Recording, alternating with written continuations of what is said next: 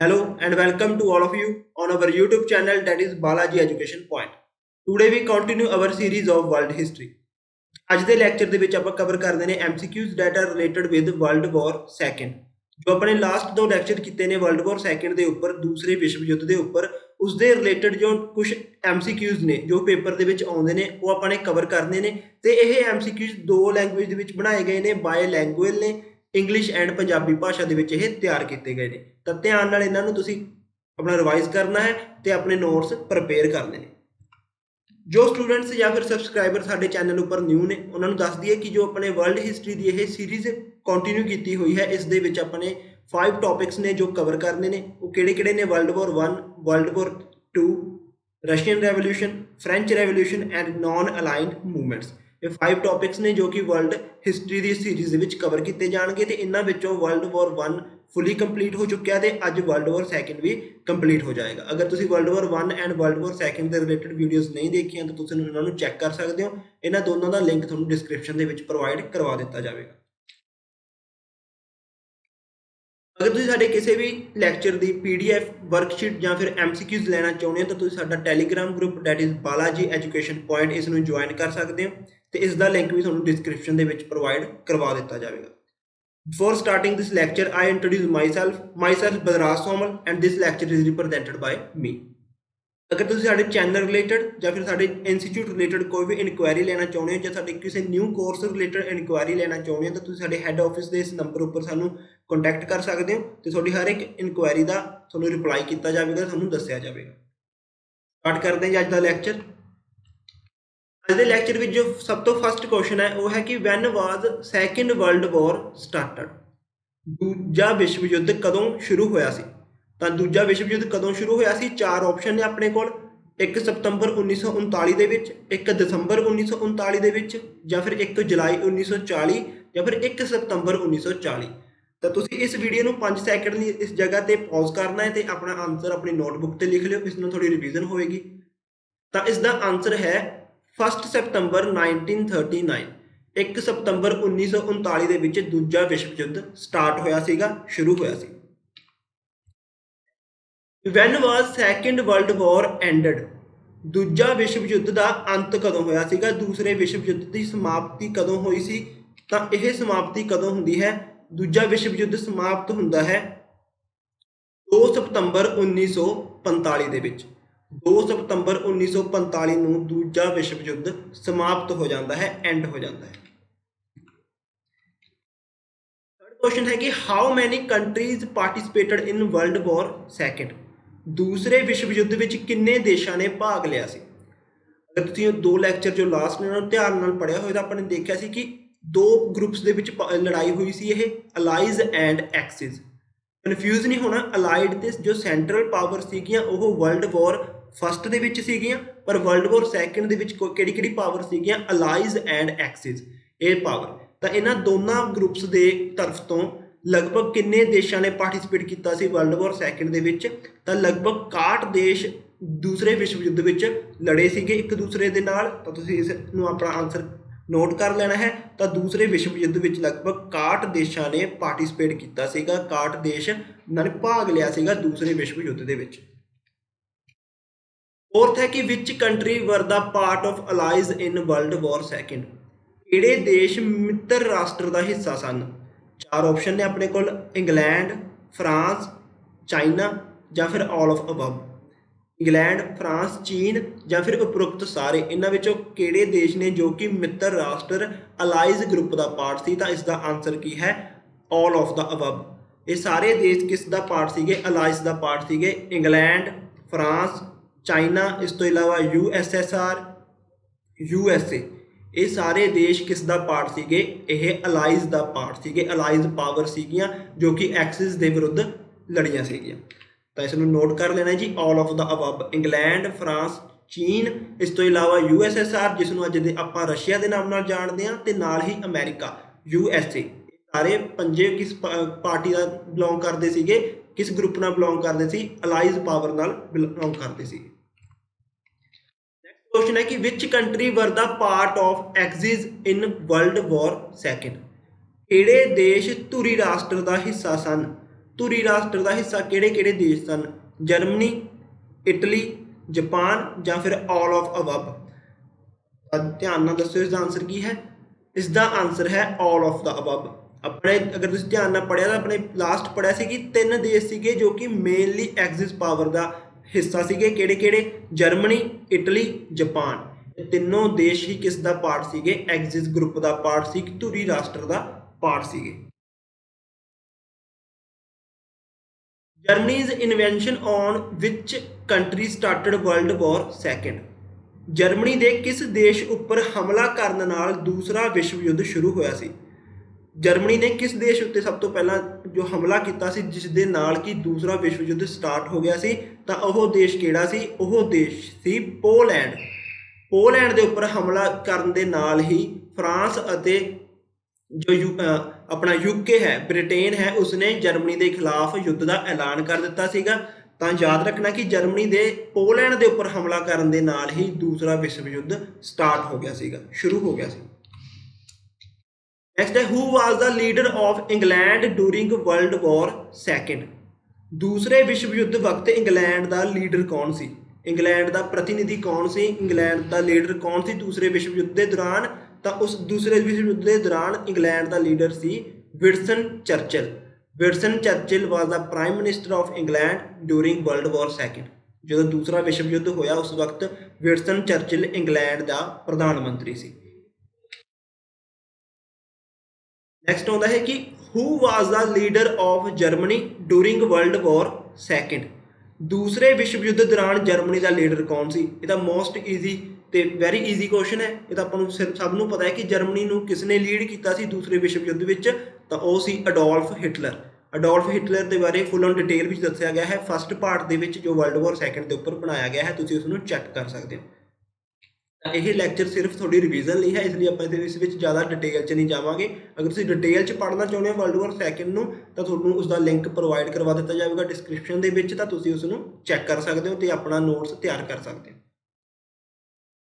Next ਹੈ ਜੀ who was the leader of the Soviet Union during world war second? ਦੂਸਰੇ ਵਿਸ਼ਵ ਯੁੱਧ ਦੌਰਾਨ ਸੋਵੀਅਤ ਯੂਨੀਅਨ ਦਾ ਲੀਡਰ ਕੌਣ ਸੀ? ਜਾਂ ਫਿਰ ਸੋਵੀਅਤ ਸੰਘ ਕਹਿ ਦਿੰਦੇ ਆ ਜਿਹਨੂੰ, ਉਸ ਦਾ ਲੀਡਰ ਕੌਣ ਸੀ ਜਦੋਂ ਦੂਸਰਾ ਵਿਸ਼ਵ ਯੁੱਧ ਹੋਇਆ? ਤਾਂ ਉਸ ਦਾ ਲੀਡਰ ਸੀਗਾ ਜੋਸੇਫ ਸਟੈਲਿਨ। ਸਟੈਲਿਨ ਨੇ ਕਿਸ ਨੂੰ ਪ੍ਰਤੀਨਿਧੀ ਕੀਤੀ ਸੀ? ਸੋਵੀਅਤ ਯੂਨੀਅਨ ਦੀ, ਯਾਨੀ ਕਿ USSR ਦੀ। ਇਹ USSR ਦਾ ਲੀਡਰ ਸੀ। ਇਹ ਜੋ ਫਰੈਂਕਲਿਨ ਰੋਜ਼ਵੈਲਟ ਸੀਗੇ ਇਹ USA ਦੇ ਸੀਗੇ। ਯਾਦ ਰੱਖਣਾ ਜੀ ਕਿ ਸੋਵੀਅਤ ਯੂਨੀਅਨ ਦਾ ਲੀਡਰ ਕੌਣ ਸੀ ਦੂਸਰੇ ਵਿਸ਼ਵ ਯੁੱਧ ਦੌਰਾਨ? ਤਾਂ Joseph Stalin was the leader of Soviet Union. Soviet ਸੰਘ ਦਾ ਸਟੈਲਿਨ ਜੋ ਸੀ ਉਹ ਲੀਡਰ ਸੀਗਾ ਦੂਸਰੇ ਵਿਸ਼ਵ ਯੁੱਧ ਦੌਰਾਨ। ਨੈਕਸਟ ਹੁੰਦਾ ਕਿ when did China enter in world war second? ਚੀਨ ਨੇ ਦੂਸਰੇ ਵਿਸ਼ਵ ਯੁੱਧ ਵਿੱਚ ਕਦੋਂ ਭਾਗ ਲਿਆ? ਚੀਨ ਨੇ ਦੂਸਰੇ ਵਿਸ਼ਵ ਯੁੱਧ ਵਿੱਚ ਕਦੋਂ ਭਾਗ ਲਿਆ? ਤਾਂ ਚੀਨ ਨੇ ਦੂਸਰੇ ਵਿਸ਼ਵ ਯੁੱਧ ਵਿੱਚ 1941 ਦੇ ਵਿੱਚ ਭਾਗ ਲਿਆ ਸੀਗਾ। 1941 ਦੇ ਵਿੱਚ ਚੀਨ ਨੇ ਵੀ ਦੂਸਰੇ ਵਿਸ਼ਵ ਯੁੱਧ ਵਿੱਚ ਜਾਪਾਨ ਦੇ ਖਿਲਾਫ ਯੁੱਧ ਦਾ ਐਲਾਨ ਕਰ ਦਿੱਤਾ ਸੀਗਾ। ਤਾਂ ਇਹ ਯਾਦ ਰੱਖਣਾ ਜੀ ਕਿ 1941 ਦੇ ਵਿੱਚ ਚੀਨ ਨੇ ਦੂਸਰੇ ਵਿਸ਼ਵ ਯੁੱਧ ਦੇ ਵਿੱਚ ਭਾਗ ਲਿਆ ਸੀ। When did Germany broke treaty of Versailles? ਜਰਮਨੀ ਨੇ ਵਰਸਾਏ ਦੀ ਸੰਧੀ ਕਦੋਂ ਤੋੜ ਦਿੱਤੀ ਸੀ? ਅਗਰ ਤੁਸੀਂ ਟ੍ਰੀਟੀ ਆਫ ਵਰਸਾਏ ਨੂੰ ਡਿਟੇਲ 'ਚ ਪੜ੍ਹਨਾ ਚਾਹੁੰਦੇ ਹੋ ਤਾਂ ਵਰਲਡ ਵਾਰ ਫਸਟ ਨੂੰ ਦੇਖਿਓ, ਉਸ ਦੇ ਵਿੱਚ ਟ੍ਰੀਟੀ ਆਫ ਵਰਸਾਏ ਨੂੰ ਡਿਟੇਲ 'ਚ ਦੱਸਿਆ ਗਿਆ ਹੈ। ਤੇ ਟ੍ਰੀਟੀ ਆਫ ਵਰਸਾਏ ਜੋ ਸੀ ਉਹ ਲਗਭਗ 1919 ਦੇ ਵਿੱਚ ਸਾਈਨ ਕੀਤੀ ਗਈ ਸੀ। ਤੇ ਇਸ ਨੂੰ ਜਰਮਨੀ ਨੇ ਕਦੋਂ ਤੋੜਿਆ ਸੀ? ਕਿਹੜੇ ਸੰਨ ਵਿੱਚ ਜਰਮਨੀ ਨੇ ਤੋੜਿਆ ਸੀ? ਤਾਂ ਜਰਮਨੀ ਨੇ ਇਸ ਨੂੰ 1935 ਦੇ ਵਿੱਚ ਤੋੜ ਦਿੱਤਾ ਸੀ। 1935 ਦੇ ਵਿੱਚ ਉਹਨਾਂ ਨੇ ਜੋ ਵਰਸਾਏ ਦੀ ਸੰਧੀ ਸੀ ਉਸ ਵਿੱਚ ਜੋ ਸ਼ਰਤਾਂ ਸੀ ਉਹਨਾਂ ਨੂੰ ਮੰਨਣ ਤੋਂ ਇਨਕਾਰ ਕਰ ਦਿੱਤਾ ਸੀਗਾ। ਤਾਂ ਜਰਮਨੀ ਨੇ 1935 ਦੇ ਵਿੱਚ ਟ੍ਰੀਟੀ ਆਫ ਵਰਸਾਏ ਨੂੰ ਤੋੜ ਦਿੱਤਾ ਸੀਗਾ, ਬਰੋਕ ਕਰ ਦਿੱਤਾ ਸੀ। ਨੈਕਸਟ ਆਉਂਦਾ ਕਿ when did the Spanish civil war begin? Spain ਵਿੱਚ ਗ੍ਰਹਿ ਯੁੱਧ ਕਦੋਂ ਸ਼ੁਰੂ ਹੋਇਆ? ਸਪੇਨ ਦੇ ਵਿੱਚ ਗ੍ਰਹਿ ਯੁੱਧ ਕਦੋਂ ਸ਼ੁਰੂ ਹੋਇਆ ਸੀਗਾ? ਤਾਂ ਸਪੇਨ ਦੇ ਵਿੱਚ ਜੋ ਗ੍ਰਹਿ ਯੁੱਧ ਸੀ ਉਹ ਸ਼ੁਰੂ ਹੋਇਆ ਸੀ 1936 ਦੇ ਵਿੱਚ।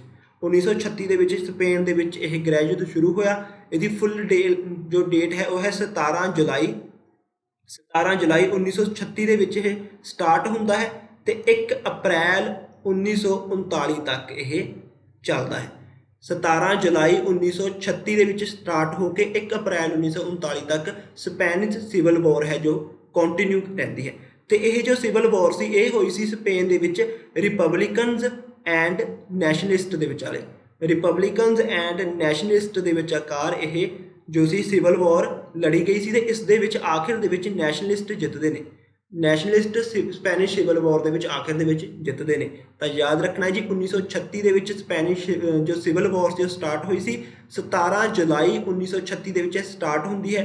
1 ਅਪ੍ਰੈਲ 1939 ਦੇ ਵਿੱਚ ਇਹ ਸਮਾਪਤ ਹੁੰਦੀ ਹੈ, ਐਂਡ ਹੁੰਦੀ ਹੈ। ਤੇ ਇਹ ਰਿਪਬਲਿਕਨਸ ਐਂਡ ਨੈਸ਼ਨਲਿਸਟ ਦੇ ਵਿਚਕਾਰ ਹੁੰਦੀ ਹੈ ਤੇ ਇਸ ਵਿੱਚ ਨੈਸ਼ਨਲਿਸਟ ਨੇ ਜੋ ਜਿੱਤਦੇ ਨੇ। ਨੈਕਸਟ ਆਉਂਦਾ ਹੈ ਕਿ which country was the first attacked by Germany and Italy. ਦੂਸਰੇ ਵਿਸ਼ਵ ਯੁੱਧ ਵਿੱਚ ਜਰਮਨੀ ਤੇ ਇਟਲੀ ਨੇ ਸਭ ਤੋਂ ਪਹਿਲਾਂ ਕਿਸ ਦੇਸ਼ ਦੇ ਉੱਪਰ ਆਪਣਾ ਹਮਲਾ ਕੀਤਾ ਸੀ? ਜਰਮਨੀ ਤੇ ਇਟਲੀ ਨੇ ਇਕੱਠੇ ਕਿਸ ਦੇਸ਼ ਤੇ ਆਪਣਾ ਪਹਿਲਾ ਹਮਲਾ ਕੀਤਾ? ਤਾਂ ਉਹ ਦੇਸ਼ ਕਿਹੜਾ ਹੈ? ਸਪੇਨ, ਫਰਾਂਸ, ਚਾਈਨਾ ਜਾਂ ਫਿਰ USSR। ਤਾਂ ਜਰਮਨੀ ਤੇ ਇਟਲੀ ਨੇ ਜੋ ਸਭ ਤੋਂ ਪਹਿਲਾ ਦੇਸ਼ ਜਿਸ ਤੇ ਸਭ ਤੋਂ ਪਹਿਲਾਂ ਹਮਲਾ ਕੀਤਾ ਸੀ ਉਹ ਸੀ ਸਪੇਨ। ਸਪੇਨ ਦੇ ਉੱਤੇ ਜਰਮਨੀ ਨਾਲ ਇਟਲੀ ਨੇ ਸਭ ਤੋਂ ਫਸਟ ਅਟੈਕ ਕੀਤਾ ਸੀ। ਨੈਕਸਟ ਹੁੰਦਾ ਹੈ ਕਿ which was the most important battle of world war second. ਦੂਸਰੇ ਵਿਸ਼ਵ ਯੁੱਧ ਦੀ ਸਭ ਤੋਂ ਮਹੱਤਵਪੂਰਨ ਲੜਾਈ ਕਿਹੜੀ ਸੀ? Battle of Britain, battle of Stalingrad, battle of France ਜਾਂ ਫਿਰ ਇਹਨਾਂ ਵਿੱਚੋਂ ਕੋਈ ਨਹੀਂ। ਤਾਂ ਇਸ ਦਾ ਆਨਸਰ ਕੀ ਹੈ? ਤਾਂ ਦੂਸਰੇ ਵਿਸ਼ਵ ਯੁੱਧ ਦੀ ਸਭ ਤੋਂ ਇੰਪੋਰਟੈਂਟ ਜੋ ਲੜਾਈ ਸੀ ਉਹ ਸੀ ਬੈਟਲ ਆਫ ਸਟੈਲਿਨਗਰਾਡ। ਸਭ ਤੋਂ ਇੰਪੋਰਟੈਂਟ ਕਿਉਂ ਸੀ? ਕਿਉਂਕਿ ਸਭ ਤੋਂ ਫਸਟ ਲੜਾਈ ਸੀ ਜਿਸ ਵਿੱਚ ਜਰਮਨੀ ਦੀ ਹਾਰ ਹੋਈ ਸੀ। ਜਰਮਨੀ ਜਿਸ ਲੜਾਈ ਵਿੱਚ ਸਭ ਤੋਂ ਫਸਟ ਟਾਈਮ ਹਾਰਿਆ ਸੀ ਉਹ ਸੀ ਬੈਟਲ ਆਫ ਸਟੈਲਿਨਗਰਾਡ। ਇਸ ਨੂੰ ਵੀ ਆਪਾਂ ਨੇ ਡਿਟੇਲ ਵਿੱਚ ਪੜ੍ਹਿਆ ਹੈ। ਤੇ ਇਹ ਜੋ ਬੈਟਲ ਸੀ ਇਹ ਸਟਾਰਟ ਹੁੰਦੀ ਹੈ 23 ਅਗਸਤ 1942 ਦੇ ਵਿੱਚ ਸਟਾਰਟ ਹੁੰਦੀ ਹੈ ਤੇ ਸਮਾਪਤ ਹੁੰਦੀ ਹੈ 2 ਫਰਵਰੀ 1943 ਦੇ ਵਿੱਚ। 23 ਅਗਸਤ 1942 ਦੇ ਵਿੱਚ ਸਟਾਰਟ ਹੋ ਕੇ 2 ਫਰਵਰੀ 1943 ਤੱਕ ਇਹ ਬੈਟਲ ਲੜੀ ਜਾਂਦੀ ਹੈ ਤੇ ਇਹ ਬੈਟਲ ਜੋ ਹੈ ਜਰਮਨੀ ਐਂਡ ਸੋਵੀਅਤ ਯੂਨੀਅਨ ਦੇ ਵਿਚਕਾਰ ਲੜੀ ਜਾਂਦੀ ਹੈ ਤੇ ਇਸ ਵਿੱਚ ਜਰਮਨੀ ਦੀ ਹਾਰ ਹੁੰਦੀ ਹੈ ਤੇ ਸੋਵੀਅਤ ਯੂਨੀਅਨ ਜਿੱਤਦੀ ਹੈ। ਤਾਂ ਇਸ ਕਾਰਨ ਸਭ ਤੋਂ ਮਹੱਤਵਪੂਰਨ ਲੜਾਈ ਕਿਹੜੀ ਹੈ ਵਿਸ਼ਵ ਯੁੱਧ ਦੀ? ਦੂਸਰੇ ਵਿਸ਼ਵ ਯੁੱਧ ਦੀ ਸਟੈਲਿਨਗਰਾਡ ਦੀ ਲੜਾਈ, ਕਿਉਂਕਿ ਇਸ ਵਿੱਚ ਜਰਮਨੀ ਫਸਟ ਟਾਈਮ ਹਾਰਦਾ ਹੈ। ਨੈਕਸਟ ਹੁੰਦਾ ਹੈ ਕਿ what was the longest battle of world war second. ਦੂਜੇ ਵਿਸ਼ਵ ਯੁੱਧ ਦੀ ਸਭ ਤੋਂ ਲੰਬੀ ਲੜਾਈ ਕਿਹੜੀ ਸੀ? ਪਿੱਛੇ ਆਪਣੇ ਪੜ੍ਹਿਆ ਸਭ ਤੋਂ ਇੰਪੋਰਟੈਂਟ ਲੜਾਈ ਕਿਹੜੀ ਸੀ, ਮਹੱਤਵਪੂਰਨ ਲੜਾਈ ਕਿਹੜੀ ਸੀ, ਤੇ ਹੁਣ ਹੈ ਕਿ ਸਭ ਤੋਂ ਲੰਬੀ ਲੜਾਈ ਕਿਹੜੀ ਸੀ। ਤਾਂ ਦੂਸਰੇ ਵਿਸ਼ਵ ਯੁੱਧ ਦੀ ਜੋ ਸਭ ਤੋਂ ਲੰਬੀ ਲੜਾਈ ਸੀ ਉਹ ਸੀ battle of Atlantic. Battle of Atlantic ਸਭ ਤੋਂ ਲੰਬੀ ਲੜਾਈ ਸੀ। ਇਹ ਸਟਾਰਟ ਹੁੰਦੀ ਹੈ 3 ਸਤੰਬਰ 1939 ਦੇ ਵਿੱਚ ਸਟਾਰਟ ਹੁੰਦੀ ਹੈ ਤੇ ਸਮਾਪਤ ਹੁੰਦੀ ਹੈ 8 ਮਈ 1945 ਦੇ ਵਿੱਚ। ਤਾਂ ਮਤਲਬ ਕਿ ਜਦੋਂ ਹੀ ਵਿਸ਼ਵ ਯੁੱਧ ਦੂਸਰਾ ਵਿਸ਼ਵ ਯੁੱਧ ਸਟਾਰਟ ਹੁੰਦਾ ਹੈ ਉਸ ਦੇ ਨਾਲ ਹੀ ਇਹ ਬੈਟਲ ਵੀ ਸਟਾਰਟ ਹੋ ਜਾਂਦੀ ਹੈ ਤੇ ਜਦੋਂ ਵਿਸ਼ਵ ਯੁੱਧ ਖਤਮ ਹੁੰਦਾ ਹੈ ਉਸ ਦੇ ਲਗਭਗ ਜਦੋਂ ਨਾਜ਼ੀ ਨੇ ਜੋ ਆਪਣੀ ਹਾਰ ਮੰਨ ਲੈਂਦੇ ਨੇ ਉਸ ਦੇ ਨਾਲ ਹੀ ਇਹ ਬੈਟਲ ਖਤਮ ਹੁੰਦੀ ਹੈ। ਤਾਂ ਸਭ ਤੋਂ ਲੰਬੀ ਲੜਾਈ ਸੀ ਬੈਟਲ ਆਫ ਅਟਲਾਂਟਿਕ ਦੂਸਰੇ ਵਿਸ਼ਵ ਯੁੱਧ ਦੀ। ਯਾਦ ਰੱਖਣਾ ਜੀ ਸਭ ਤੋਂ ਇੰਪੋਰਟੈਂਟ ਤੇ ਸਭ ਤੋਂ ਲੰਬੀ ਲੜਾਈ ਕਿਹੜੀ ਸੀ, ਲੌਂਗੈਸਟ ਬੈਟਲ ਕਿਹੜੀ ਹੈ ਵਰਲਡ ਵਾਰ ਸੈਕਿੰਡ ਦੀ, ਉਹ ਹੈ battle of Atlantic. Next question ਆਉਂਦਾ ਹੈ ਕਿ when was Italy joined world war second. ਦੂਸਰੇ ਵਿਸ਼ਵ ਯੁੱਧ ਵਿੱਚ ਇਟਲੀ ਕਦੋਂ ਸ਼ਾਮਿਲ ਹੋਇਆ ਸੀ? ਦੂਜੇ ਵਿਸ਼ਵ ਯੁੱਧ ਵਿੱਚ ਇਟਲੀ ਕਦੋਂ ਸ਼ਾਮਿਲ ਹੋਇਆ ਸੀ? 4 ਆਪਸ਼ਨ ਨੇ ਆਪਣੇ ਕੋਲ। ਤਾਂ ਦੂਸਰੇ ਵਿਸ਼ਵ ਯੁੱਧ ਵਿੱਚ ਇਟਲੀ ਸ਼ਾਮਿਲ ਹੁੰਦਾ ਹੈ 10 ਜੂਨ 1940 ਦੇ ਵਿੱਚ। 10 ਜੂਨ 1940 ਦੇ ਵਿੱਚ ਇਟਲੀ ਹੈ ਜੋ ਦੂਸਰੇ ਵਿਸ਼ਵ ਯੁੱਧ ਦੇ ਵਿੱਚ ਵਾਰ ਨੂੰ ਡਿਕਲੇਅਰ ਕਰਦਾ ਹੈ ਤੇ ਇਹ ਕਿਸ ਦਾ ਪਾਰਟ ਸੀ? ਇਹ ਐਕਸਿਸ ਦਾ ਪਾਰਟ ਸੀ। ਇਸਨੇ ਜਰਮਨੀ ਐਂਡ ਜਾਪਾਨ ਦਾ ਸਾਥ ਦਿੱਤਾ ਸੀ ਦੂਸਰੇ ਵਿਸ਼ਵ ਯੁੱਧ ਦੇ ਵਿੱਚ, ਬਟ ਇਹ ਪਹਿਲੇ ਵਿਸ਼ਵ ਯੁੱਧ ਦੇ ਵਿੱਚ ਇਹਨੇ ਅਲਾਈਡ ਪਾਵਰ ਦਾ ਸਾਥ ਦਿੱਤਾ ਸੀ ਇਟਲੀ ਨੇ। ਇਹਨਾਂ ਨੂੰ ਯਾਦ ਰੱਖਣਾ ਜੀ, ਕਨਫਿਊਜ਼ ਨਹੀਂ ਹੋਣਾ। ਨੈਕਸਟ ਆਉਂਦਾ ਹੈ ਕਿ when was Germany ਅਟੈਕਡ USSR। Germany ਨੇ ਸੋਵੀਅਤ ਸੰਘ ਤੇ ਕਦੋਂ ਹਮਲਾ ਕੀਤਾ? ਜਰਮਨੀ ਨੇ ਸੋਵੀਅਤ ਸੰਘ ਉੱਪਰ ਕਦੋਂ ਹਮਲਾ ਕੀਤਾ? ਤਾਂ ਇਸ ਦਾ ਆਨਸਰ ਹੈ 22 ਜੂਨ 1941। 22 ਜੂਨ 1941 ਦੇ ਵਿੱਚ ਜਰਮਨੀ ਨੇ USSR ਉੱਪਰ ਹਮਲਾ ਕੀਤਾ ਸੀ।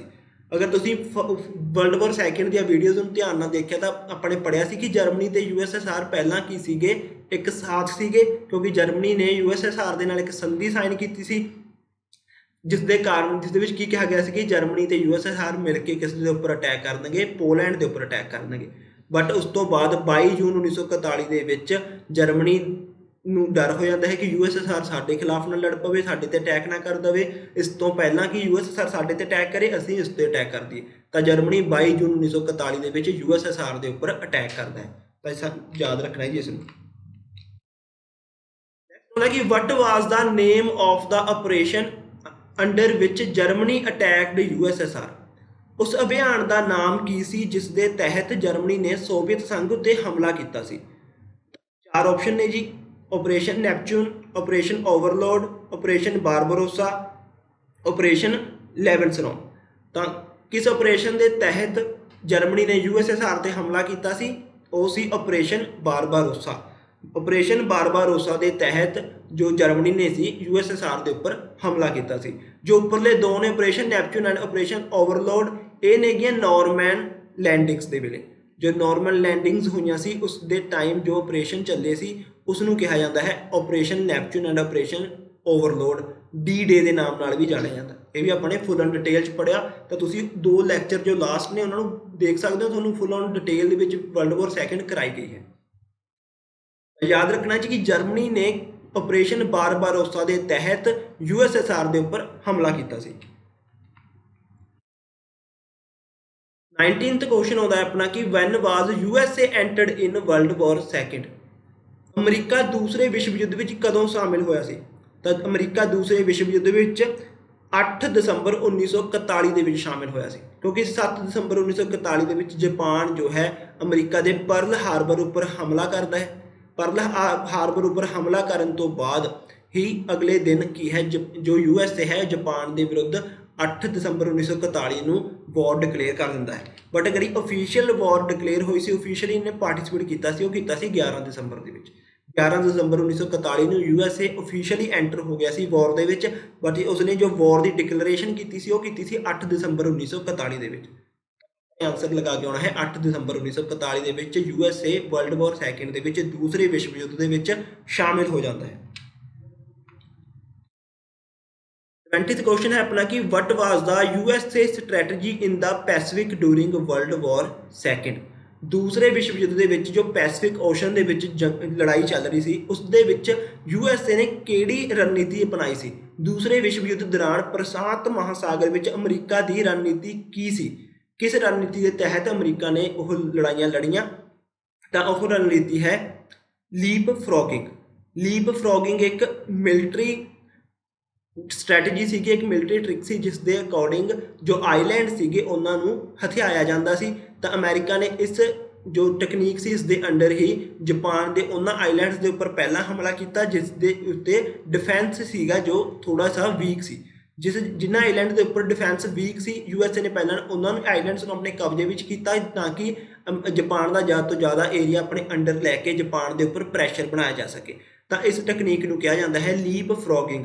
तो लीप फ्रॉगिंग वो टैक्नीक सी जिस दे अंडर यूएसए ने जिस स्ट्रैटेजी ने यूज़ किया सैकेंड वर्ल्ड वॉर के टाइम। ब्लिट्ज़क्रेग की सी? कि ब्लिट्ज़क्रेग सी जर्मनी की सब तो फास्ट आर्मी।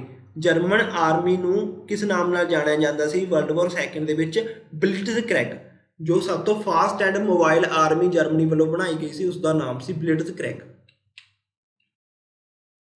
21st क्वेश्चन है अपना कि who was the commanding general of the German Africa corps, जिसका किस की निकनेम दिता गया द डेजर्ट फॉक्स।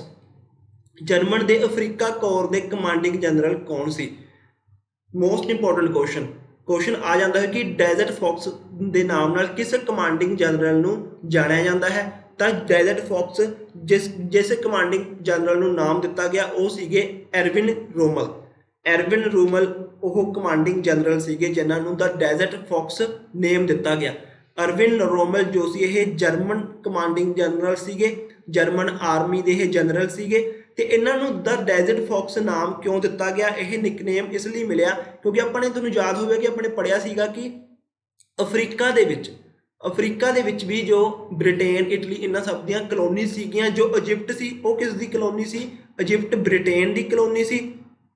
जो लीबिया सी वो किस दी कलोनी सी? वो इटली की कलोनी सी। तो इजिप्ट के विचों ब्रिटेन जो सी लीबिया के विचों इटली उपर हमला करके उसनूं बाहर कढ़ना चाहता सी। बट जिस वक्त ब्रिटेन ने इजिप्ट तो लीबिया उपर हमला किया इटली नूं बाहर कढ़न लई, उस वक्त जर्मन आर्मी आके इटली का साथ दिंदी है, उसनूं हैल्प करती है। तो उस वक्त जिहड़ी आर्मी जर्मन की आर्मी ने आके लीबिया दे विच इटली का साथ दिता सी, उस आर्मी के जनरल कौन सी? एरविन रोमल। ਤੇ ਲਿਬੀਆ ਦਾ ਜੋ ਏਰੀਆ ਹੈ, ਲਿਬੀਆ ਇਜਿਪਟ ਦਾ ਜੋ ਏਰੀਆ ਹੈ, ਇਹ ਸਾਰਾ ਏਰੀਆ ਕੀ ਹੈ, ਡੈਜ਼ਰਟ ਏਰੀਆ ਹੈ। ਇਹ ਰੇਗਿਸਤਾਨੀ ਏਰੀਆ ਹੈ, ਰਤੀਲਾ ਏਰੀਆ ਹੈ। ਤਾਂ ਇਸ ਡੈਜ਼ਰਟ ਦੇ ਵਿੱਚ ਜੋ ਐਰਵਿਨ ਰੋਮਲ ਵੱਲੋਂ ਇੱਕ ਬਹਾਦਰੀ ਦੇ ਨਾਲ ਇੱਕ ਸੂਝ-ਬੂਝ ਭਰੀ ਲੜਾਈ ਦਿਖਾਈ ਗਈ, ਆਪਣੇ ਜੰਗ ਦੇ ਵਿੱਚ ਸੂਝ-ਬੂਝ ਦਿਖਾਈ ਗਈ, ਉਸ ਦੇ ਕਾਰਨ ਹੀ ਉਹਨਾਂ ਨੂੰ ਕੀ ਨਿਕਨੇਮ ਦਿੱਤਾ ਗਿਆ, ਦ ਡੈਜ਼ਰਟ ਫੌਕਸ। ਤਾਂ ਯਾਦ ਰੱਖਣਾ ਹੈ ਕਿ ਕਿਸ ਕਮਾਂਡਿੰਗ ਜਨਰਲ ਨੂੰ ਦ ਡੈਜ਼ਰਟ ਫੌਕਸ ਦੇ ਨਾਮ ਨਾਲ ਜਾਣਿਆ ਜਾਂਦਾ ਹੈ, ਉਹ ਜਾਣਿਆ ਜਾਂਦਾ ਹੈ ਐਰਵਿਨ ਰੋਮਲ। ਐਰਵਿਨ ਰੋਮਲ ਨੂੰ ਜਾਣਿਆ ਜਾਂਦਾ ਹੈ ਦ ਡੈਜ਼ਰਟ ਫੌਕਸ ਦੇ ਨਾਮ ਨਾਲ, ਤੇ ਇਹ ਇੱਕ ਜਰਮਨ ਆਰਮੀ ਦੇ ਜਨਰਲ ਸੀਗੇ। ਨੈਕਸਟ ਆਉਂਦਾ ਹੈ ਕਿ who was the commander general of Japan during world war second. ਦੂਸਰੇ ਵਿਸ਼ਵ ਯੁੱਧ ਦੌਰਾਨ ਜਾਪਾਨ ਦਾ ਕਮਾਂਡਰ ਜਨਰਲ ਕੌਣ ਸੀ? ਤਾਂ ਦੂਸਰੇ ਵਿਸ਼ਵ ਯੁੱਧ ਦੌਰਾਨ ਜੋ ਜਾਪਾਨ ਦਾ ਕਮਾਂਡਿੰਗ ਜਨਰਲ ਕੌਣ ਸੀ, ਉਹ ਸੀ ਹਿਡੇਕੀ ਤੂਜੋ ਹੀਰੋਹਿਤੋ। ਹੀਰੋਹਿਤੋ ਪੜ੍ਹਿਆ ਜੀ ਆਪਾਂ ਲਾਸਟ ਦੇ ਵਿੱਚ, ਜੋ ਲਾਸਟ 2 ਲੈਕਚਰ ਕੀਤੇ ਨੇ ਉਹਨਾਂ ਵਿੱਚ, ਕਿ ਜਾਪਾਨ ਨੂੰ ਕਿਸ ਨੇ ਲੀਡ ਕੀਤਾ ਸੀ? ਉਹ ਲੀਡ ਕੀਤਾ ਸੀ ਹਿਡੇਕੀ ਤੂਜੋ ਹੀਰੋਹਿਤੋ ਨੇ। ਆਂਸਰ ਹੈ Hideki Tojo. Hideki Tojo was the commander general of Japan during world war second. ਤੁਸੀਂ ਮੈਨੂੰ ਕਮੈਂਟ 'ਚ ਦੱਸੋਗੇ ਕਿ ਜੋ ਇਟਲੀ ਦਾ ਡਿਕਟੇਟਰ ਕੌਣ ਸੀ ਦੂਸਰੇ ਵਿਸ਼ਵ ਯੁੱਧ ਦੇ ਦੌਰਾਨ? ਇਟਲੀ ਦਾ ਡਿਕਟੇਟਰ ਕੌਣ ਸੀ ਦੂਸਰੇ ਵਿਸ਼ਵ ਯੁੱਧ ਦੇ ਦੌਰਾਨ? ਇਹ ਤੁਸੀਂ ਮੈਨੂੰ ਕਮੈਂਟ ਦੇ ਵਿੱਚ ਦੱਸੋਗੇ। ਨੈਕਸਟ ਕੁਐਸਚਨ ਆਉਂਦਾ ਹੈ ਕਿ what was the last battle of world war second. ਦੂਜੇ ਵਿਸ਼ਵ ਯੁੱਧ ਦੀ ਆਖਰੀ ਲੜਾਈ ਕਿਹੜੀ ਸੀ? ਦੂਜੇ ਵਿਸ਼ਵ ਯੁੱਧ ਦੇ ਵਿੱਚ ਆਖਰੀ ਲੜਾਈ ਜੋ ਲੜੀ ਗਈ ਸੀ ਉਹ ਕਿਹੜੀ ਸੀ? ਦੇਖੋ, ਬੈਟਲ ਆਫ ਅਟਲਾਂਟਿਕ ਤਾਂ ਆਪਣੇ ਪੜ੍ਹ ਚੁੱਕੇ ਹਾਂ, ਸਭ ਤੋਂ ਲੰਬੀ ਲੜਾਈ ਸੀ, ਇਹ ਨਹੀਂ ਹੈਗੀ। ਤਾਂ ਕੁਐਸਚਨ ਹੈਗਾ ਬੈਟਲ ਆਫ ਓਕੀਨਾਵਾ ਤੇ ਬੈਟਲ ਆਫ ਨਾਰਥ ਬੋਰਨੀਓ। ਤਾਂ ਇਹਨਾਂ ਦੋਨਾਂ ਬੈਟਲ ਦੇ ਵਿੱਚੋਂ ਜੋ ਸਭ ਤੋਂ ਲਾਸਟ ਲੜਾਈ ਸੀ ਜੋ ਕਿ ਲੜੀ ਗਈ ਸੀਗੀ ਦੂਸਰੇ ਵਿਸ਼ਵ ਯੁੱਧ ਦੇ ਦੌਰਾਨ, ਉਹ ਸੀ battle of Okinawa. Battle of Okinawa ਇਹ ਲੜੀ ਗਈ ਸੀ 1 ਅਪ੍ਰੈਲ 1945 ਦੇ ਵਿੱਚ। 1 ਅਪ੍ਰੈਲ 1945 ਦੇ ਵਿੱਚ ਲੜੀ ਗਈ ਸੀ, ਤੇ ਇਹ ਲੜਾਈ ਲੜੀ ਗਈ ਸੀ 22 ਜੂਨ 1945 ਤੱਕ। 22 ਜੂਨ 1945 ਤੱਕ ਇਹ ਲੜੀ ਗਈ ਸੀ। 1 ਅਪ੍ਰੈਲ 1945 ਦੇ ਵਿੱਚ ਬੈਟਲ ਆਫ ਓਕੀਨਾਵਾ ਸਟਾਰਟ ਹੁੰਦੀ ਹੈ, ਤੇ 22 ਜੂਨ 1945 ਤੱਕ ਇਹ ਬੈਟਲ ਲੜੀ ਜਾਂਦੀ ਹੈ। ਤੇ ਇਸ ਬੈਟਲ ਦੇ ਅੰਡਰ ਜੋ ਆਪਰੇਸ਼ਨ ਚਲਾਇਆ ਗਿਆ ਸੀ, ਉਸ ਆਪਰੇਸ਼ਨ ਦਾ ਨਾਮ ਸੀ ਆਪਰੇਸ਼ਨ ਆਈਸਬਰਗ। ਆਪਰੇਸ਼ਨ ਆਈਸਬਰਗ ਦੇ ਤਹਿਤ ਇਹ ਬੈਟਲ ਲੜੀ ਗਈ ਸੀ, battle of Okinawa. Last battle ਹੈ ਵਰਲਡ ਵਾਰ ਸੈਕਿੰਡ ਦੀ, ਦੂਸਰੇ ਵਿਸ਼ਵ ਯੁੱਧ ਦੀ, ਬੈਟਲ ਆਫ ਓਕੀਨਾਵਾ, ਜੋ ਲੜੀ ਗਈ ਸੀ 1 ਅਪ੍ਰੈਲ 1945 ਦੇ ਵਿੱਚ ਤੇ ਸਮਾਪਤ ਹੋਈ ਸੀ 22 ਜੂਨ 1945 ਦੇ ਵਿੱਚ। ਤੇ ਇਸ ਦੇ ਅੰਡਰ ਜੋ ਆਪਰੇਸ਼ਨ ਚਲਾਇਆ ਗਿਆ ਸੀ ਉਹ ਸੀ ਆਪਰੇਸ਼ਨ ਆਈਸਬਰਗ, ਤੇ ਇਹ USA ਐਂਡ ਜਾਪਾਨ ਦੇ ਵਿਚਕਾਰ ਲੜੀ ਗਈ ਸੀ। ਨੈਕਸਟ ਆਉਂਦਾ ਹੈ ਕਿ when was Molotov Ribbentrop pact signed between Germany and USSR। ਦੇਖੋ, ਇਹ ਉਹੀ ਪੈਕਟ ਹੈ ਜਿਸ ਦੇ ਅੰਡਰ ਜਰਮਨੀ ਨੇ USSR ਦੇ ਨਾਲ ਸੰਧੀ ਕੀਤੀ ਸੀ ਕਿ ਆਪਾਂ ਪੋਲੈਂਡ ਦੇ ਉੱਪਰ ਹਮਲਾ ਕਰਾਂਗੇ। ਪੋਲੈਂਡ ਦੇ ਉੱਪਰ ਹਮਲਾ ਕਰਨ ਤੋਂ ਬਾਅਦ, ਪੋਲੈਂਡ ਨੂੰ ਜਿੱਤਣ ਤੋਂ ਬਾਅਦ, ਪੋਲੈਂਡ ਨੂੰ ਇਕੁਅਲੀ ਹਿੱਸੇ ਵਿੱਚ ਡਿਵਾਈਡ ਕਰ ਲਾਂਗੇ। ਕੁਝ ਹਿੱਸਾ ਤੁਸੀਂ ਰੱਖ ਲਓ USSR ਤੇ ਕੁਝ ਹਿੱਸਾ ਅਸੀਂ ਰੱਖ ਲਾਂਗੇ ਜਰਮਨ ਵਾਲੇ। ਤਾਂ ਉਸ ਪੈਕਟ ਦਾ ਨਾਮ ਹੈ ਮੋਲੋਟੋਵ ਰਿਬਨਟ੍ਰੋਪ ਪੈਕਟ। ਤਾਂ ਕੁਐਸਚਨ ਹੁੰਦਾ ਕਿ ਮੋਲੋਟੋਵ ਰਿਬਨਟ੍ਰੋਪ ਜੋ ਪੈਕਟ ਸੀ ਉਹ ਜਰਮਨੀ ਤੇ ਸੋਵੀਅਤ ਸੰਘ ਵਿਚਕਾਰ ਕਦੋਂ ਸਾਈਨ ਕੀਤਾ ਗਿਆ, ਕਦੋਂ ਉਸ 'ਤੇ ਹਸਤਾਖਰ ਕੀਤੇ ਗਏ? ਤਾਂ ਇਸ ਦਾ ਆਨਸਰ ਹੈ 23 ਅਗਸਤ 1939 ਦੇ ਵਿੱਚ। 23 ਅਗਸਤ 1939 ਦੇ ਵਿੱਚ ਇਹ ਜੋ ਇਹ ਸਾਈਨ ਕੀਤਾ ਗਿਆ ਸੀ, ਇਹ ਸੰਧੀ ਸਾਈਨ ਕੀਤੀ ਗਈ ਸੀ। ਨੈਕਸਟ ਹੁੰਦਾ ਹੈ ਕਿ why did USA declare war on Japan during world war second. ਦੂਸਰੇ ਵਿਸ਼ਵ ਯੁੱਧ ਦੌਰਾਨ USA ਨੇ ਜਾਪਾਨ ਵਿਰੁੱਧ ਜੰਗ ਦਾ ਐਲਾਨ ਕਿਉਂ ਕੀਤਾ? ਦੂਸਰੇ ਵਿਸ਼ਵ ਯੁੱਧ ਦੌਰਾਨ ਅਮਰੀਕਾ ਨੇ ਜਾਪਾਨ ਵਿਰੁੱਧ ਜੰਗ ਦਾ ਐਲਾਨ ਕਿਉਂ ਕੀਤਾ?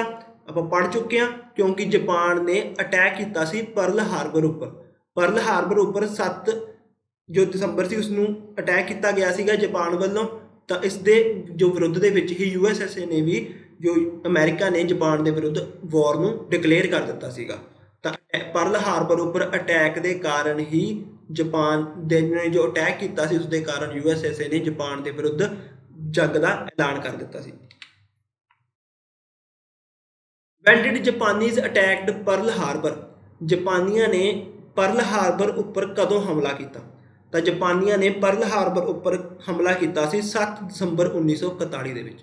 7 ਦਸੰਬਰ 1941 ਦੇ ਵਿੱਚ ਪਰਲ ਹਾਰਬਰ ਵਾਜ਼ ਅਟੈਕਡ ਬਾਏ ਜਾਪਾਨੀਜ਼, ਤੇ ਇਸ ਦੇ ਵਿਰੁੱਧ ਹੀ 8 ਦਸੰਬਰ 1941 ਦੇ ਵਿੱਚ USA ਜੋ ਵਾਰ ਹੈ ਡਿਕਲੇਅਰ ਕਰ ਦਿੰਦਾ ਹੈ ਜਾਪਾਨ ਦੇ ਵਿਰੁੱਧ। याद रखना है जी कि 7 ਦਸੰਬਰ 1941 ਦੇ ਵਿੱਚ ਜਾਪਾਨ ਵੱਲੋਂ ਪਰਲ ਹਾਰਬਰ ਉੱਪਰ ਹਮਲਾ ਕੀਤਾ ਗਿਆ ਸੀ। ਨੈਕਸਟ ਆਉਂਦਾ ਹੈ ਕਿ which country lost the most lives in world war second. ਦੂਜੇ ਵਿਸ਼ਵ ਯੁੱਧ ਵਿੱਚ ਕਿਸ ਦੇਸ਼ ਨੇ ਸਭ ਤੋਂ ਵੱਧ ਜਾਨਾਂ ਗਵਾਈਆਂ? ਤਾਂ ਦੂਜੇ ਵਿਸ਼ਵ ਯੁੱਧ ਵਿੱਚ ਜੋ ਸਭ ਤੋਂ ਜ਼ਿਆਦਾ ਨੁਕਸਾਨ ਜਿਸ ਦੇਸ਼ ਦਾ ਹੋਇਆ, ਜਿਸ ਦੇਸ਼ ਦੇ ਸਭ ਤੋਂ ਜ਼ਿਆਦਾ ਨਾਗਰਿਕ ਮਾਰੇ ਗਏ, ਉਹ ਦੇਸ਼ ਸੀ ਸੋਵੀਅਤ ਯੂਨੀਅਨ। ਸੋਵੀਅਤ ਸੰਘ ਦੇ ਸਭ ਤੋਂ ਜ਼ਿਆਦਾ ਲੋਕ ਮਾਰੇ ਗਏ, ਲਗਭਗ 20 ਮਿਲੀਅਨ, ਲਗਭਗ 2 ਕਰੋੜ ਜੋ ਲੋਕ ਸੀ ਉਹ ਮਾਰੇ ਗਏ ਸੀਗੇ ਸੋਵੀਅਤ ਯੂਨੀਅਨ ਦੇ ਦੂਸਰੇ ਵਿਸ਼ਵ ਯੁੱਧ ਦੇ ਵਿੱਚ। ਨੈਕਸਟ ਆਉਂਦਾ ਕਿ what was the largest battleship of world war second. ਦੂਜੇ ਵਿਸ਼ਵ ਯੁੱਧ ਵਿੱਚ ਸਭ ਤੋਂ ਵੱਡਾ ਲੜਾਈ ਦਾ ਜਹਾਜ਼ ਕਿਹੜਾ ਸੀ ਜੋ ਸਮੁੰਦਰ ਦੇ ਵਿੱਚ ਲੜਾਈ ਲੜੀ ਗਈ ਸੀਗੀ? ਕਿਉਂਕਿ ਦੂਸਰਾ ਵਿਸ਼ਵ ਯੁੱਧ ਐਸਾ ਸੀ ਜਿਸ ਦੇ ਜੋ ਕਿ ਅੰਫੀਬੀਅਨ ਵਾਰਜ਼ ਹੋਈਆਂ ਸੀਗੀਆਂ। ਅੰਫੀਬੀਅਨ ਮਤਲਬ ਜੋ ਕਿ ਲੈਂਡ ਦੇ ਉੱਪਰ ਵੀ ਲੜੀਆਂ ਗਈਆਂ ਲੜਾਈਆਂ, ਵਾਟਰ ਦੇ ਵਿੱਚ ਵੀ ਲੜੀਆਂ ਗਈਆਂ, ਓਸ਼ਨ ਦੇ ਵਿੱਚ ਵੀ ਤੇ ਏਅਰ ਦੇ ਵਿੱਚ ਵੀ, ਹਰ ਜਗ੍ਹਾ ਤੇ ਲੜਾਈ ਲੜੀ ਗਈ ਸੀਗੀ ਜਹਾਜ਼ਾਂ ਨਾਲ, ਸਮੁੰਦਰੀ ਜਹਾਜ਼ਾਂ ਨਾਲ, ਸਿਪਾਹੀਆਂ ਨਾਲ, ਤਾਂ ਜੋ ਟੈਂਕਸ ਵਗੈਰਾ ਹੋ ਗਏ। ਤਾਂ ਜੋ ਇਸ ਲੜਾਈ ਦੇ ਵਿੱਚ ਸਭ ਤੋਂ ਵੱਡਾ ਬੈਟਲਸ਼ਿਪ ਯੂਜ਼ ਕੀਤੀ ਗਈ ਸੀ, ਮਤਲਬ ਕਿ ਸਮੁੰਦਰੀ ਬੇੜਾ ਯੂਜ਼ ਕੀਤਾ ਗਿਆ ਸੀ, ਉਹ ਕਿਹੜਾ ਸੀ? ਤਾਂ ਸਭ ਤੋਂ ਵੱਡਾ ਜੋ ਸਮੁੰਦਰੀ ਬੇੜਾ ਦੂਸਰੇ ਵਿਸ਼ਵ ਯੁੱਧ ਵਿੱਚ ਯੂਜ਼ ਕੀਤਾ ਗਿਆ ਉਹ ਸੀ ਯਾਮਾਟੋ। ਯਾਮਾਟੋ ਇੱਕ ਜਾਪਾਨੀ ਬੈਟਲਸ਼ਿਪ ਸੀ ਜੋ ਕਿ ਯੂਜ਼ ਕੀਤੀ ਗਈ ਸੀਗੀ ਦੂਸਰੇ ਵਿਸ਼ਵ ਯੁੱਧ ਦੇ ਦੌਰਾਨ। ਕਿਉਂਕਿ ਦੂਸਰੇ ਵਿਸ਼ਵ ਯੁੱਧ ਦੇ ਦੌਰਾਨ ਜਦੋਂ USA ਨੇ ਜਾਪਾਨ ਦੇ ਵਿਰੁੱਧ ਬੈਟਲ ਸ਼ੁਰੂ ਕਰ ਦਿੱਤੀ ਸੀ, ਤਾਂ ਜਾਪਾਨ ਜੋ USA ਦੇ ਕੋਲ ਬਹੁਤ ਹੀ ਹਾਈਟੈਕ ਸਮੁੰਦਰੀ ਬੇੜੇ ਸੀਗੇ, ਬਹੁਤ ਹੀ ਹਾਈਟੈਕ ਬੈਟਲਸ਼ਿਪ ਸੀਗੀਆਂ, ਜੋ ਜਾਪਾਨ ਨੂੰ ਪਤਾ ਸੀ ਕਿ ਅਸੀਂ ਇੰਨੀ ਜਲਦੀ USA ਦੇ ਬਰਾਬਰ ਦੇ ਬੇੜੇ ਨਹੀਂ ਬਣਾ ਸਕਦੇ, ਬਟ ਹਾਂ ਐਸੇ ਹੋ ਸਕਦਾ ਕਿ ਅਸੀਂ USA ਤੋਂ ਤਾਕਤਵਰ ਬਣਾ ਲਈਏ। ਟੈਕਨੀਕ ਉਹਨਾਂ ਜਿੰਨੀ ਨਾ ਹੋਵੇ ਬਟ ਤਾਕਤ ਉਹਨਾਂ ਨਾਲੋਂ ਜ਼ਿਆਦਾ ਹੋ। ਤਾਂ ਇਸ ਦੇ ਲਈ ਹੀ ਜਾਪਾਨ ਨੇ ਯਾਮਾਟੋ ਨਾਂ ਦਾ ਬੈਟਲਸ਼ਿਪ ਬਣਾਈ ਸੀ ਜੋ ਕਿ ਵਰਲਡ ਵਾਰ ਸੈਕੰਡ ਦੇ ਵਿੱਚ ਸਭ ਤੋਂ ਵੱਡੀ ਬੈਟਲਸ਼ਿਪ ਸੀ, ਸਭ ਤੋਂ ਵੱਡਾ ਲੜਾਈ ਦਾ ਜਹਾਜ਼ ਸੀਗਾ। ਇਸ ਤੋਂ ਇਲਾਵਾ ਯਾਮਾਟੋ ਦੇ ਨਾਲ ਹੀ ਇੱਕ ਦੂਸਰਾ ਆਉਂਦਾ ਹੈ, ਉਹ ਆਉਂਦਾ ਹੈ ਮੁਸਾਸੀ। ਇਹ ਵੀ Japan the he ਬੈਟਲਸ਼ਿਪ C. ਯਾਮਾਟੋ and ਮੁਸਾਸੀ 2 ਬੈਟਲਸ਼ਿਪ ਸੀਗੇ ਜੋ ਜਾਪਾਨ ਦੇ ਸੀਗੇ, ਤੇ ਇਹਨਾਂ ਨੂੰ ਵਰਲਡ ਵਾਰ ਸੈਕੰਡ ਦੇ ਸਭ ਤੋਂ ਵੱਡੇ ਬੈਟਲਸ਼ਿਪ ਦੇ ਨਾਮ ਨਾਲ ਜਾਣਿਆ ਜਾਂਦਾ ਹੈ। ਨੈਕਸਟ ਆਉਂਦਾ ਹੈ ਕਿ what was the largest tank battle in world war second. ਦੂਜੇ ਵਿਸ਼ਵ ਯੁੱਧ ਦੀ ਸਭ ਤੋਂ ਵੱਡੀ ਟੈਂਕਾਂ ਦੀ ਲੜਾਈ ਕਿਹੜੀ ਸੀ, ਜਿਸ ਵਿੱਚ ਸਭ ਤੋਂ ਜ਼ਿਆਦਾ ਟੈਂਕ ਯੂਜ਼ ਕੀਤੇ ਗਏ? ਉਹ ਸਭ ਤੋਂ ਵੱਡੀ ਲੜਾਈ ਕਿਹੜੀ ਸੀ? ਤਾਂ ਉਹ ਲੜਾਈ ਸੀ ਬੈਟਲ ਆਫ ਕੁਰਸਕ। ਬੈਟਲ ਕੁਰਸਕ ਦੀ ਲੜਾਈ ਸਭ ਤੋਂ ਵੱਡੀ ਲੜਾਈ ਸੀ ਜਿਸ ਵਿੱਚ ਬਹੁਤ ਮਾਤਰਾ ਵਿੱਚ ਟੈਂਕ ਯੂਜ਼ ਕੀਤੇ ਗਏ ਸੀ, ਤੇ ਇਹ ਲੜਾਈ ਲੜੀ ਗਈ ਸੀ 15 ਜੁਲਾਈ 1943 ਦੇ ਵਿੱਚ ਸਟਾਰਟ ਹੋਈ ਸੀ ਤੇ 23 ਅਗਸਤ 1943 ਤੱਕ ਇਹ ਲੜੀ ਗਈ ਸੀ। 15 ਜੁਲਾਈ 1943 ਦੇ ਵਿੱਚ ਸਟਾਰਟ ਹੋ ਕੇ 23 ਅਗਸਤ 1943 ਦੇ ਵਿੱਚ ਇਹ ਲੜੀ ਗਈ ਸੀ, ਤੇ ਇਹ ਜੰਗ ਲੜੀ ਗਈ ਸੀ ਜਰਮਨੀ ਐਂਡ ਸੋਵੀਅਤ ਯੂਨੀਅਨ ਦੇ ਵਿਚਕਾਰ। ਜਰਮਨੀ ਐਂਡ USSR ਦੇ ਵਿਚਕਾਰ ਇਹ ਜੰਗ ਲੜੀ ਗਈ ਸੀ, ਤੇ ਇਸ ਵਿੱਚ USSR ਜਿੱਤਦਾ ਹੈ। USSR ਦੇ ਇਸ ਵਿੱਚ ਜਿੱਤ ਹੁੰਦੀ ਹੈ ਤੇ ਜਰਮਨੀ ਇਸ ਵਿੱਚ ਹਾਰਦਾ ਹੈ। ਤਾਂ ਯਾਦ ਰੱਖਣਾ ਕਿ ਸਭ ਤੋਂ ਵੱਡੀ ਜੋ ਲਾਰਜੈਸਟ ਟੈਂਕ ਬੈਟਲ ਸੀ ਉਹ ਕਿਹੜੀ ਸੀ? Battle of Kursk. Battle of Kursk ਉਹ ਲੜਾਈ ਹੈ ਜਿਸ ਵਿੱਚ ਸਭ ਤੋਂ ਜ਼ਿਆਦਾ ਟੈਂਕ ਯੂਜ਼ ਕੀਤੇ ਗਏ। ਨੈਕਸਟ ਆਉਂਦਾ ਹੈ ਕਿ which country was the first axis power to surrender. ਕਿਹੜਾ ਦੇਸ਼ ਸਮਰਪਣ ਕਰਨ ਵਾਲੀ ਪਹਿਲੀ ਐਕਸਿਸ ਪਾਵਰ ਸੀ? ਕਿਸ ਦੇਸ਼ ਨੇ ਸਭ ਤੋਂ ਪਹਿਲਾਂ ਸਰੈਂਡਰ ਕਰ ਦਿੱਤਾ? Japan, Italy, Germany. ਇਹਨਾਂ ਤਿੰਨਾਂ ਵਿੱਚੋਂ ਸਭ ਤੋਂ ਪਹਿਲਾਂ ਸਰੈਂਡਰ ਕਰਨ ਵਾਲਾ ਕੌਣ ਹੈ? ਇਟਲੀ। ਕਿਉਂਕਿ ਆਪਾਂ ਨੂੰ ਪਤਾ ਹੈ ਕਿ ਤਿੰਨੇ ਪਾਵਰਸ ਕਿਹੜੀਆਂ ਨੇ? ਐਕਸਿਸ ਪਾਵਰ ਨੇ, ਤੇ ਫਰਾਂਸ ਕਿਹੜੀ ਸੀ? ਅਲਾਈਜ਼ ਸੀਗੀ, ਤਾਂ ਕਰਕੇ ਇਹ ਆਪਸ਼ਨ ਤਾਂ ਘੱਟ ਹੀ ਹੋ ਗਿਆ। ਅਗਰ ਆਪਣੇ ਵਰਲਡ ਵਾਰ ਸੈਕੰਡ ਧਿਆਨ ਨਾਲ ਪੜ੍ਹੀਏ ਤਾਂ ਸਭ ਤੋਂ ਪਹਿਲਾਂ ਇਟਲੀ ਨੇ ਸਰੈਂਡਰ ਕੀਤਾ, ਉਸ ਤੋਂ ਬਾਅਦ ਜਰਮਨੀ ਨੇ ਸਰੈਂਡਰ ਕੀਤਾ, ਤੇ ਲਾਸਟ ਵਿੱਚ ਜਾਪਾਨ ਨੇ ਸਰੈਂਡਰ ਕੀਤਾ। ਯਾਦ ਰੱਖਣਾ ਕਿ ਸਭ ਤੋਂ ਪਹਿਲੀ ਪਾਵਰ ਜਿਸ ਨੇ ਸਰੈਂਡਰ ਕੀਤਾ ਉਹ ਕਿਹੜੀ ਸੀ? ਇਟਲੀ ਸੀਗੀ। ਨੈਕਸਟ ਆਉਂਦਾ ਹੈ ਕਿ when did Italy surrender in world war second. ਦੂਜੇ ਵਿਸ਼ਵ ਯੁੱਧ ਵਿੱਚ ਇਟਲੀ ਨੇ ਆਪਣਾ ਸਮਰਪਣ ਕਦੋਂ ਕੀਤਾ? ਤਾਂ ਦੂਜੇ ਵਿਸ਼ਵ ਯੁੱਧ ਵਿੱਚ ਇਟਲੀ ਨੇ ਆਪਣਾ ਸਮਰਪਣ ਕੀਤਾ ਸੀ 3 ਸਤੰਬਰ 1943 ਦੇ ਵਿੱਚ। 3 ਸਤੰਬਰ 1943 ਦੇ ਵਿੱਚ ਇਟਲੀ ਸਮਰਪਣ ਕਰ ਦਿੰਦੀ ਹੈ ਅਲਾਈਜ਼ ਪਾਵਰ ਦੇ ਸਾਹਮਣੇ। ਯਾਦ ਰੱਖਣਾ ਕਿ 3 ਸਤੰਬਰ 1943 ਦੇ ਵਿੱਚ ਇਟਲੀ ਨੇ ਸਰੈਂਡਰ ਕੀਤਾ ਸੀ। ਨੈਕਸਟ ਆਉਂਦਾ ਹੈ ਕਿ ਜਰਮਨੀ ਨੇ ਕਦੋਂ ਸਰੈਂਡਰ ਕੀਤਾ? When did Germany surrender in world war second. ਦੂਜੇ ਵਿਸ਼ਵ ਯੁੱਧ ਵਿੱਚ ਜਰਮਨੀ ਨੇ ਆਪਣਾ ਸਮਰਪਣ ਕਦੋਂ ਕੀਤਾ? ਤਾਂ ਦੂਜੇ ਵਿਸ਼ਵ ਯੁੱਧ ਜਰਮਨੀ ਨੇ ਆਪਣਾ ਸਮਰਪਣ ਕੀਤਾ ਸੀ 7 ਮਈ 1945 ਵਿੱਚ। 7 ਮਈ 1945 ਦੇ ਵਿੱਚ ਜਰਮਨੀ ਜੋ ਹੈ ਆਪਣਾ ਸਰੈਂਡਰ ਕਰ ਦਿੰਦੀ ਹੈ। ਇਸ ਦੇ ਨਾਲ ਜਰਮਨੀ ਵੀ ਵਰਲਡ ਵਾਰ ਤੋਂ ਬਾਹਰ ਹੋ ਜਾਂਦੀ ਹੈ, ਤੇ ਲਾਸਟ ਦੇ ਵਿੱਚ ਸਰੈਂਡਰ ਕਰਨ ਵਾਲਾ ਦੇਸ਼ ਹੈ ਜਾਪਾਨ, ਤੇ ਜਾਪਾਨ ਸਰੈਂਡਰ ਕਰਦਾ ਹੈ 15 ਅਗਸਤ 1945 ਦੇ ਵਿੱਚ। 15 ਅਗਸਤ 1945 ਦੇ ਵਿੱਚ ਜਾਪਾਨ ਨੇ ਸਮਰਪਣ ਕਰ ਦਿੱਤਾ ਸੀਗਾ ਅਲਾਈਜ਼ ਪਾਵਰ ਦੇ ਸਾਹਮਣੇ, ਕਿਉਂਕਿ 6 ਅਗਸਤ ਐਂਡ 9 ਅਗਸਤ ਇਹਨਾਂ 2 ਦਿਨਾਂ ਦੇ ਵਿੱਚ ਜਾਪਾਨ ਦੇ 2 ਸ਼ਹਿਰ ਹੀਰੋਸਾਮਾ ਐਂਡ ਨਾਗਾਸਾਕੀ ਉਹਨਾਂ ਦੇ ਉੱਪਰ ਐਟੋਮਿਕ ਬੰਬ ਜਾਂ ਨਿਊਕਲੀਅਰ ਬੰਬ ਨੇ ਉਹ ਸਿੱਟੇ ਗਏ, ਜਿਸ ਤੋਂ ਬਾਅਦ ਕਿ ਜਾਪਾਨ ਨੇ ਸਰੈਂਡਰ ਕੀਤਾ ਸੀ ਦੂਸਰੇ ਵਿਸ਼ਵ ਯੁੱਧ ਦੇ ਵਿੱਚ। ਤੇ ਇਸ ਦੀ ਹੀ 15 ਅਗਸਤ 1945 ਨੂੰ ਜਦੋਂ ਜਾਪਾਨ ਨੇ ਸਰੈਂਡਰ ਕੀਤਾ ਤਾਂ ਇਸ ਦੀ ਜੋ ਸੈਕਿੰਡ ਐਨੀਵਰਸਰੀ ਮਨਾਈ ਗਈ, ਇਸ ਦੀ ਦੂਸਰੀ ਵਰ੍ਹੇਗੰਢ ਮਨਾਈ ਗਈ 15 ਅਗਸਤ 1947 ਦੇ ਵਿੱਚ। ਤਾਂ ਇਸ ਦੇ ਲਈ 15 ਅਗਸਤ 1947 ਨੂੰ ਹੀ ਆਪਣੇ ਦੇਸ਼ ਨੂੰ, ਇੰਡੀਆ ਨੂੰ ਇੰਡੀਪੈਂਡੈਂਸ ਦਿੱਤੀ ਗਈ ਬ੍ਰਿਟੇਨ ਦੁਆਰਾ, ਇਸ ਜੋ ਗੱਲ ਦੀ ਖੁਸ਼ੀ ਦੇ ਵਿੱਚ ਕਿ ਇਸ ਤਰੀਕ ਨੂੰ ਜਾਪਾਨ ਨੇ ਦੂਸਰੇ ਵਿਸ਼ਵ ਯੁੱਧ ਦੇ ਵਿੱਚ ਸਰੈਂਡਰ ਕੀਤਾ ਸੀ, ਸਮਰਪਣ ਕੀਤਾ ਸੀ। ਨੈਕਸਟ ਆਉਂਦਾ ਹੈ ਕਿ which organisation is known as successive of league of nation. ਤੇ ਆਪਾਂ ਜਾਣਦੇ ਹਾਂ ਕਿ 1920 ਦੇ ਵਿੱਚ ਲੀਗ ਆਫ ਨੇਸ਼ਨ ਨਾਂ ਦੀ ਇੱਕ ਸੰਸਥਾ ਬਣਾਈ ਗਈ ਸੀ ਪਹਿਲੇ ਵਿਸ਼ਵ ਯੁੱਧ ਤੋਂ ਬਾਅਦ, ਤਾਂ ਕਿ ਉਹ ਪੀਸ ਬਣਾ ਕੇ ਰੱਖਿਆ ਜਾਵੇ ਦੁਨੀਆ ਦੇ ਵਿੱਚ ਤੇ ਦੂਸਰਾ ਵਿਸ਼ਵ ਯੁੱਧ ਨਾ ਹੋਵੇ। ਬਟ ਲੀਗ ਆਫ ਨੇਸ਼ਨ ਆਪਣਾ ਕੰਮ ਕਰਨ ਦੇ ਵਿੱਚ ਫੇਲ ਹੋ ਜਾਂਦੀ ਹੈ ਤੇ ਇਸ ਤੋਂ ਬਾਅਦ ਲੀਗ ਆਫ ਨੇਸ਼ਨ ਤੋਂ ਬਾਅਦ ਫੇਲ ਹੋਣ ਤੋਂ ਬਾਅਦ ਦੂਸਰਾ ਵਿਸ਼ਵ ਯੁੱਧ ਹੁੰਦਾ ਹੈ ਤੇ ਵਿਸ਼ਵ ਯੁੱਧ ਖਤਮ ਹੋਣ ਤੋਂ ਬਾਅਦ ਇੱਕ ਨਵੀਂ ਸੰਸਥਾ ਬਣਾਈ ਜਾਂਦੀ ਹੈ ਜਿਸ ਦਾ ਨਾਮ ਹੈ ਯੂਨਾਈਟਿਡ ਨੇਸ਼ਨ, ਜੋ ਕਿ ਐਟ ਪ੍ਰੈਜ਼ੈਂਟ ਵੀ ਆਪਣਾ ਪੂਰੇ ਧਿਆਨ ਨਾਲ ਕੰਮ ਕਰ ਰਹੀ ਹੈ। ਅਗਰ ਤੁਸੀਂ ਯੂਨਾਈਟਿਡ ਨੇਸ਼ਨ ਉੱਪਰ ਫੁੱਲ ਔਨ ਡਿਟੇਲ ਵਿੱਚ ਵੀਡੀਓ ਦੇਖਣਾ ਚਾਹੁੰਦੇ ਹੋ ਤਾਂ ਸਾਡੇ ਜਤਿਨ ਸਰ ਨੇ ਉਹ ਵੀਡੀਓ ਬਣਾਈ ਹੈ ਤਾਂ ਉਸਦਾ ਲਿੰਕ ਵੀ ਤੁਹਾਨੂੰ ਡਿਸਕ੍ਰਿਪਸ਼ਨ ਦੇ ਵਿੱਚ ਪ੍ਰੋਵਾਈਡ ਕਰਵਾ ਦਿੱਤਾ ਜਾਵੇਗਾ, ਤਾਂ ਤੁਸੀਂ ਯੂਨਾਈਟਿਡ ਨੇਸ਼ਨ ਨੂੰ ਵੀ ਫੁੱਲ ਔਨ ਡਿਟੇਲ ਵਿੱਚ ਪੜ੍ਹ ਸਕਦੇ ਹੋ। ਤੇ ਯੂਨਾਈਟਿਡ ਨੇਸ਼ਨ ਜੋ ਬਣਾਇਆ ਗਿਆ ਸੀ, ਇਹ ਬਣਾਇਆ ਗਿਆ ਸੀ 24 ਅਕਤੂਬਰ 1945 ਦੇ ਵਿੱਚ। 24 ਅਕਤੂਬਰ 1945 ਦੇ ਵਿੱਚ ਇਹ ਬਣਾਇਆ ਗਿਆ ਸੀ ਤੇ ਇਹ ਆਲ ਓਵਰ ਵਰਲਡ ਦੇ ਵਿੱਚ ਪੀਸ ਕੀਪਿੰਗ ਬੋਡੀ ਹੈ। ਸ਼ਾਂਤੀ ਬਣਾ ਕੇ ਰੱਖਣ ਦਾ ਕੰਮ ਜੋ ਕੀਤਾ ਜਾਂਦਾ ਹੈ ਹਰ ਇੱਕ ਦੇਸ਼ ਦੇ ਵਿਚਕਾਰ, ਉਹ ਕਿਸ ਦੁਆਰਾ ਕੀਤਾ ਜਾਂਦਾ ਹੈ? ਯੂਨਾਈਟਿਡ ਨੇਸ਼ਨ ਦੁਆਰਾ, ਸੰਯੁਕਤ ਰਾਸ਼ਟਰ ਦੁਆਰਾ। ਤਾਂ ਆਉਂਦਾ ਹੈ ਕਿਹੜਾ ਸੰਗਠਨ ਲੀਗ ਆਫ ਨੇਸ਼ਨ ਦੇ ਵਿਸਤਾਰ ਦੇ ਨਾਮ ਨਾਲ ਜਾਣਿਆ ਜਾਂਦਾ ਹੈ? ਲੀਗ ਆਫ ਨੇਸ਼ਨ ਦਾ ਵਿਸਤਾਰ ਕਿਸ ਨੂੰ ਕਿਹਾ ਜਾਂਦਾ ਹੈ? ਉਹ ਕਿਹਾ ਜਾਂਦਾ ਹੈ ਸੰਯੁਕਤ ਰਾਸ਼ਟਰ ਨੂੰ ਕਿਹਾ ਜਾਂਦਾ ਹੈ। ਲਾਸਟ ਕੁਐਸਚਨ ਆਉਂਦਾ ਹੈ ਕਿ ਵਾਜ਼ India ਪਾਰਟਿਸਿਪੇਟਡ in world war second? ਕੀ ਭਾਰਤ ਨੇ ਦੂਸਰੇ ਵਿਸ਼ਵ ਯੁੱਧ ਵਿੱਚ ਵੀ ਹਿੱਸਾ ਲਿਆ ਸੀ? ਹਾਂਜੀ। ਤਾਂ ਜਿਸ ਪ੍ਰਕਾਰ ਭਾਰਤ ਨੇ ਪਹਿਲੇ ਵਿਸ਼ਵ ਯੁੱਧ ਵਿੱਚ ਹਿੱਸਾ ਲਿਆ ਸੀ ਨਾ ਚਾਹੁੰਦੇ ਹੋਏ, ਕਿਉਂਕਿ ਪਹਿਲੇ ਵਿਸ਼ਵ ਯੁੱਧ ਦੌਰਾਨ ਵੀ ਭਾਰਤ ਉੱਪਰ ਬ੍ਰਿਟੇਨ ਦਾ ਰਾਜ ਸੀ ਤੇ ਦੂਸਰੇ ਵਿਸ਼ਵ ਯੁੱਧ ਦੇ ਦੌਰਾਨ ਵੀ ਭਾਰਤ ਉੱਪਰ ਬ੍ਰਿਟੇਨ ਦਾ ਰਾਜ ਸੀ, ਤਾਂ ਭਾਰਤ ਨੂੰ ਨਾ ਚਾਹੁੰਦੇ ਹੋਏ ਦੂਸਰੇ ਵਿਸ਼ਵ ਯੁੱਧ ਦੇ ਵਿੱਚ ਵੀ ਪਾਰਟਿਸਿਪੇਟ ਕਰਨਾ ਪਿਆ ਤੇ ਲਗਭਗ 25 ਲੱਖ ਜੋ ਇੰਡੀਅਨ ਸੋਲਜਰ ਸੀਗੇ ਉਹਨਾਂ ਨੇ ਪਾਰਟਿਸਿਪੇਟ ਕੀਤਾ ਸੀ ਦੂਸਰੇ ਵਿਸ਼ਵ ਯੁੱਧ ਦੇ ਵਿੱਚ। ਇਸ ਦੇ ਲਈ ਵੀ ਤੁਹਾਨੂੰ ਡਿਟੇਲ ਵਿੱਚ ਦੱਸਿਆ ਹੈ। ਵਰਲਡ ਵਾਰ ਸੈਕਿੰਡ ਦੀ ਜੋ ਵੀਡੀਓ ਹੈ ਉਸ ਨੂੰ ਦੇਖੋ ਤੇ ਤੁਹਾਨੂੰ ਇਹ ਸਾਰੇ ਜੋ ਕੁਐਸਚਨ ਨੇ ਇਹ ਸਾਰੇ ਫੁੱਲ ਐਂਡ ਡਿਟੇਲ ਵਿੱਚ ਸਮਝ ਆਉਣਗੇ ਕਿ ਹਾਂ ਇਹ ਗੱਲ ਐਵੇਂ ਹੋਈ ਸੀ, ਇਸ ਦੇ ਪਿੱਛੇ ਇਸ ਘਟਨਾ, ਇਸ ਦਾ ਕਾਰਨ ਕੀ ਹੈ। ਇਸ ਦੇ ਨਾਲ ਹੀ ਆਪਣਾ ਅੱਜ ਦਾ ਲੈਕਚਰ ਕੰਪਲੀਟ ਹੁੰਦਾ ਹੈ। ਅਗਰ ਤੁਹਾਨੂੰ ਇਹ ਲੈਕਚਰ ਪਸੰਦ ਆਇਆ ਤਾਂ ਇਸ ਨੂੰ ਲਾਈਕ ਕਰਿਓ, ਜਦ ਵੱਧ ਤੋਂ ਵੱਧ ਸ਼ੇਅਰ ਕਰਿਓ ਤੇ ਸਾਡੇ ਚੈਨਲ ਨੂੰ ਸਬਸਕ੍ਰਾਈਬ ਕਰਿਓ। ਅਗਰ ਤੁਹਾਨੂੰ ਲੱਗਦਾ ਹੈ ਕਿ ਅਸੀਂ ਤੁਹਾਡੇ ਲਈ ਕੁਝ ਅੱਛਾ ਕਰ ਰਹੇ ਹਾਂ, ਕੁਝ ਨਿਆਂ ਲੈ ਕੇ ਆਉਣੇ ਆ ਦੂਸਰੇ ਚੈਨਲਸ ਨਾਲੋਂ, ਤਾਂ ਇਸ ਨੂੰ ਜ਼ਿਆਦਾ ਤੋਂ ਜ਼ਿਆਦਾ ਲਾਈਕ ਕਰਿਓ ਤੇ ਜ਼ਿਆਦਾ ਤੋਂ ਜ਼ਿਆਦਾ ਸਬਸਕ੍ਰਾਈਬ ਕਰੋ। ਤੁਹਾਡੇ ਸਾਰੇ ਪੇਪਰਸ ਲਈ ਤੁਹਾਨੂੰ best of luck and thank you.